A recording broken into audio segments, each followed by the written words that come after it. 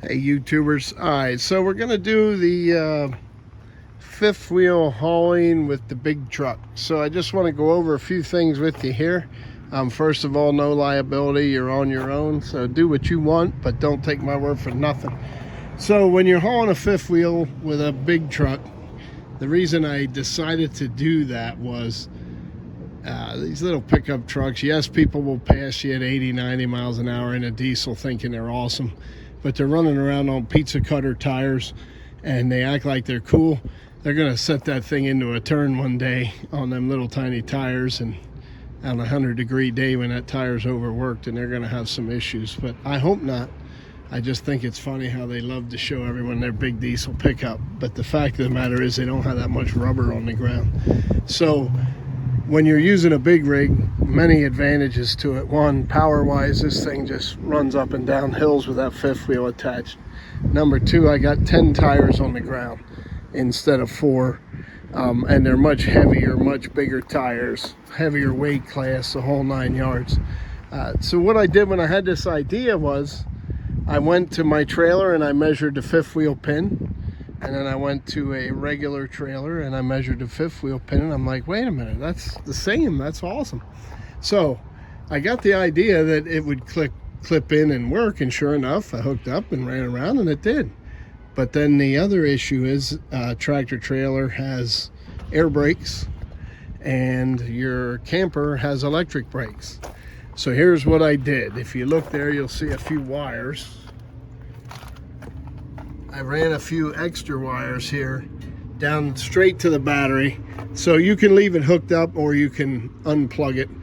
What I would do, and what we did do, is put an inline fuse right off of the battery, and we ran right to the brake controller.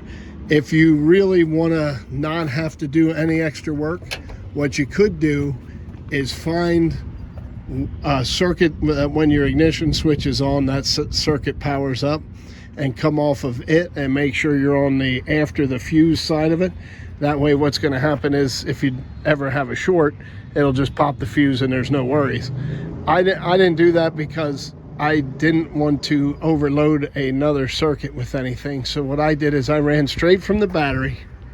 Under that cover is the batteries.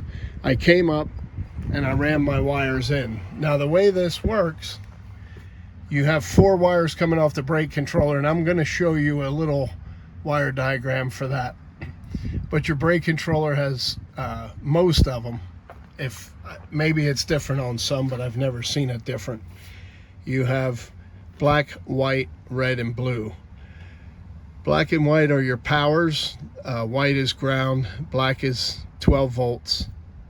Red is your signal voltage coming from, say, your brake lights. Like, hey, you just pushed your brakes, so your brake light switch. And then blue is the positive 12 volts going back to the trailer itself.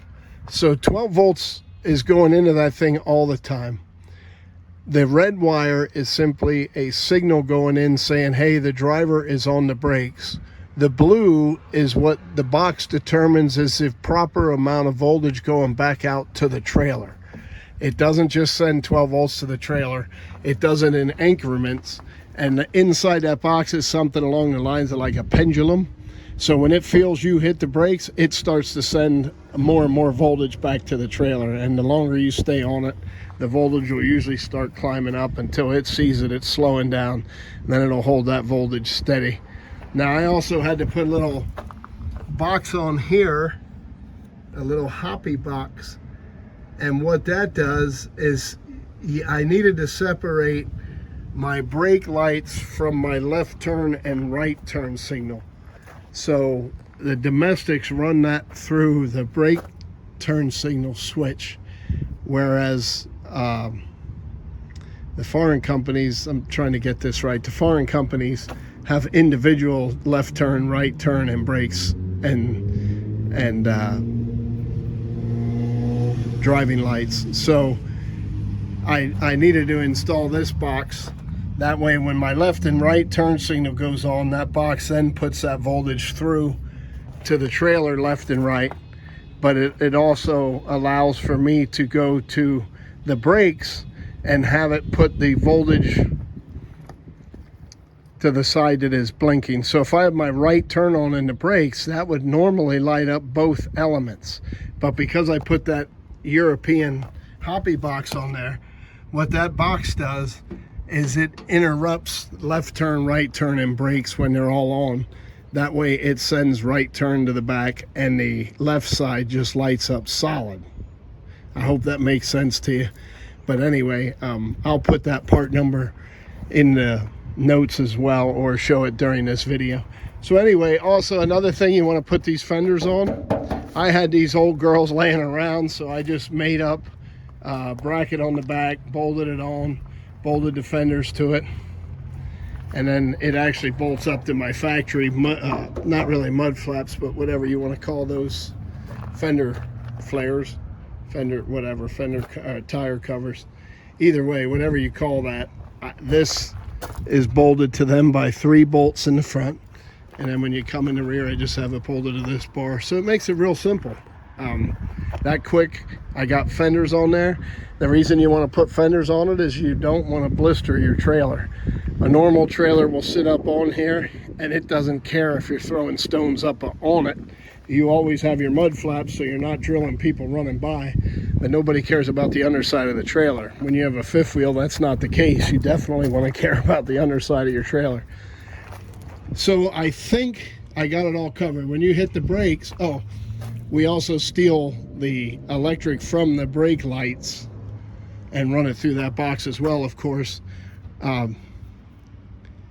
Again, when you have this kind of situation, you don't have a brake light switch. The switch actually runs off of the air system. Somewhere is a switch that when the air pressure builds on the brake side, it closes a switch.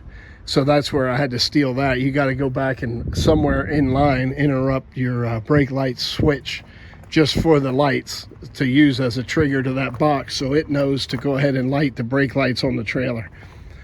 Also, one more quick thing. This is an adapter I had to put on.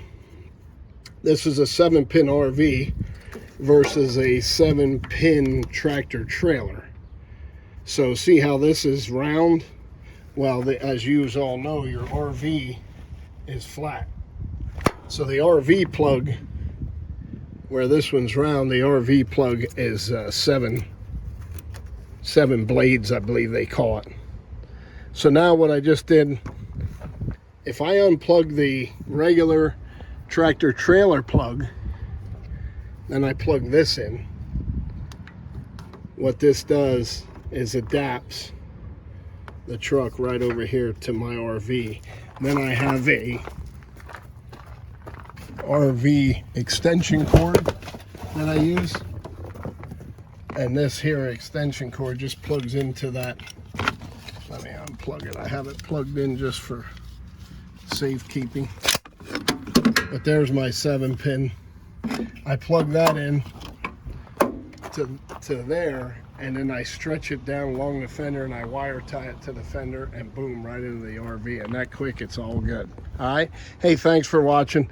I'll try to shorten this a little bit. I know I went long, but I wanted you to understand the whole gist of the situation. Thanks for watching. God bless you. God bless America. And please hit that like and subscribe. All right. Thank you.